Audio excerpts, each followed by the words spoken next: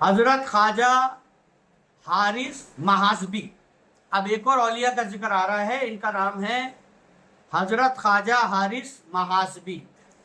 سید الاولیاء، پیشوائے اصفیاء، عارف اس ایام سبی، شیخ وقت خواجہ حارث محاسبی رحمت اللہ علیہ، طبقات اول میں سے یعنی فرسٹ رو کے ولی ہیں.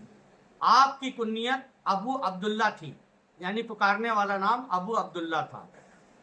آپ کا شمار علماء مشائخ قدمہ میں ہوتا ہے. آپ علوم ظاہری و باطنی، علوم اصول و معاملات، اشارات کے جامع تھے، اور اس پر آپ کی بکثرت تصانیف ہیں، بہت ساری کتابیں آپ نے لکھی. آپ بغدادیوں کے استاد تھے، بغداد میں جتنے بڑے بڑے مشائخ تھے ان کے استاد تھے. آپ بصرہ کے رہنے والے تھے لیکن بغداد میں جا کر مقیم ہو گئے. آپ تجرید و توحید میں خاص درجہ رکھتے تھے. تجرید کہتے ہیں ترک کر دینے، دنیا ترک کر دینے والے کو دنیا ترک کر دینا تجرید. آپ تجرید اور توحید میں خاص درجہ رکھتے تھے. آپ کے نزدیک رضا احوال میں سے ہے، نہ کہ مقامات میں سے. آپ فرماتے ہیں رضا جو ہے وہ احوال ہے، مقام نہیں.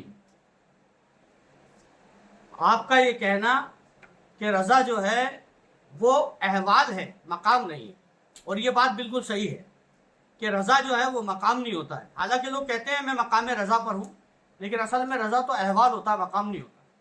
یہ بات صحیح ہے. لوگ کہتے ہیں کہ ہم مقام رضا پر ہیں، لیکن آپ فرما رہے ہیں رضا مقام نہیں ہوتا، وہ احوال ہوتا ہے. احوال سمجھتے ہیں نا آپ؟ احوال کی کوئی میرے کو کر کے دے گا کیا انگلش؟ جیسے میرا حال ہے، آپ یہ دیکھیے، میں تو کمینہ ہوں، غریبانہ سے گھر کا کتا ہوں. ایک مثال دے رہا ہوں کہ میں رضا پر ہوں، اللہ جس حال میں رکھے راضی ہے. تو یہ کنڈیشن اسٹیٹ یا کنڈیشن. تو رضا آپ کہہ رہے ہیں مقام نہیں ہے، اور حقیقت میں رضا مقام ہوتا بھی نہیں. رضا تو احوال کے اوپر، جیسے امام حسین مقام صبر و رضا پر تھے، تسلیم و رضا پہ تھے امام حسین. تو تسلیم و رضا تو احوال ہوا.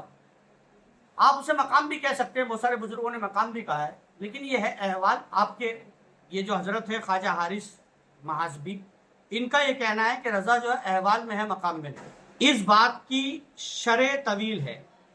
صاحب کشف محجوب نے صوفیہ کے بارے میں فرقوں میں سے آپ کو ایک فرقے کا صاحب مذہب قرار دیا ہے. یعنی کشف المحجوب والوں نے انہیں جو ہے باقاعدہ صاحب مذہب کہا ہے کہ انہوں نے صوفیوں کا مذہب قائم کیا تھا. جیسے حنفی ہیں، مالکی ہیں، شافعی ہیں، حنبلی ہیں، سوری ہیں، اس طرح حارثی بھی یا محاسبی بھی. باقاعدہ ان کو کہا ہے کہ یہ ان کا صوفیہ مذہب تھا، مشرب نہیں تھا، صوفیہ مذہب بنایا تھا. آپ کا مسلک یہ ہے کہ آپ رضا کو مقامات میں شمار نہیں کرتے.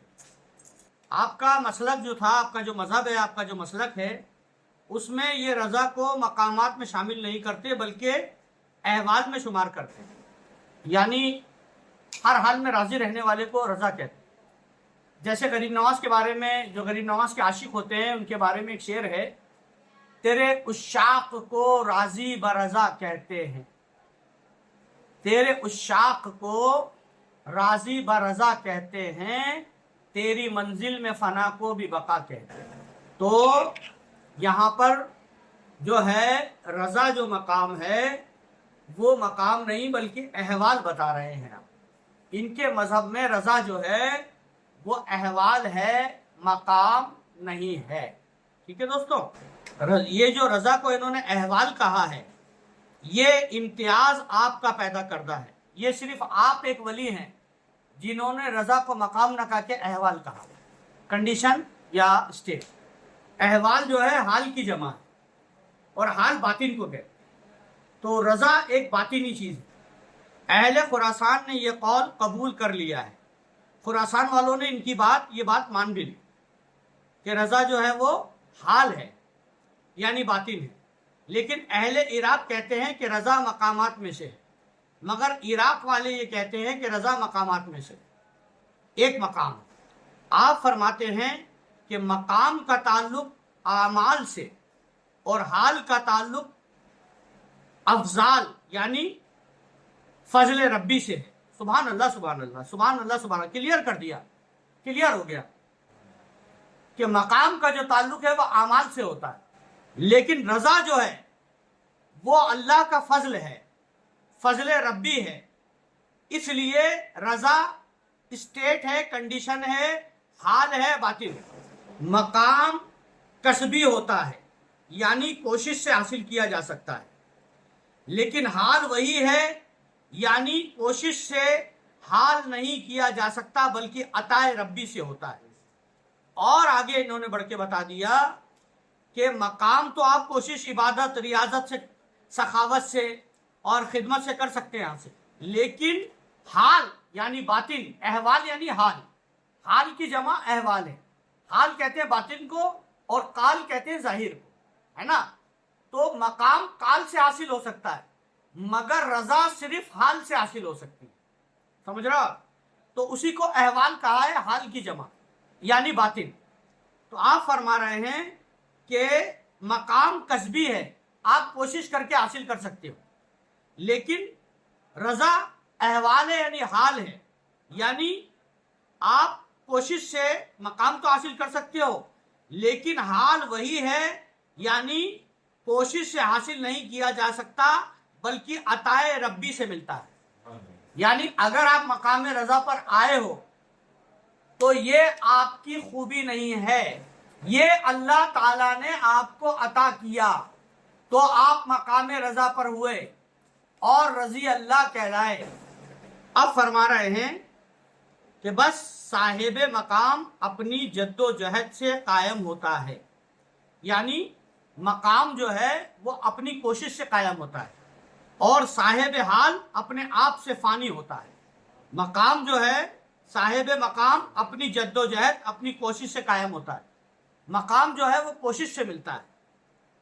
اور صاحب حال, حال کہتے ہیں باطن کو, قال کہتے ہیں ظاہر کو. صاحب حال اپنے آپ سے فانی ہوتا ہے, جب وہ فانی ہو جاتا ہے تو مقام رضا پہ آ جاتا ہے. اس کا قیام اس حال سے ہوتا ہے کہ جو حق تعالی اس کے اندر پیدا کرتا ہے. اصل میں مقام رضا تب حاصل ہوتا ہے جب حق تعالی بندے میں پیدا کرتا ہے, جیسا کہ میں نے آپ کو ابھی بتایا. بس رضا تمام مقامات کی انتہا ہے. سبحان اللہ سبحان, او رضا تمام مقامات کی انتہا ہے. The last stage of all states. Raza is the last stage of all states. آپ کہہ رہے ہیں اور احوال ابتدا ہے, بس اس کی ابتدا یعنی رضا کی ابتدا یعنی شروعات کسبی ہے یعنی کوشش سے شروع ہوتی ہے, یعنی مجاہدے سے کی جاتی ہے, اور انتہا وہبی ہے, لیکن انتہائے رضا اللہ کی طرف سے عطا ہوتی ہے. اسٹارٹنگ آپ کرو گے لیکن اینڈ جو مقام ملے گا رضا کا وہ اللہ کی طرف سے ملے گا, وہبی ہے, وہ کسبی نہیں, یعنی فضل ربی سے ہے. جس نے رضا کی ابتدا اپنی طرف منسوب کی وہ سمجھا کہ رضا کا مقام ہے. جس نے رضا کی ابتدا اپنی طرف منسوب کی وہ سمجھا کہ رضا مقام ہے, اور جس نے رضا کی انتہا حق تعالی سے دیکھی وہ سمجھا یہ حال ہے.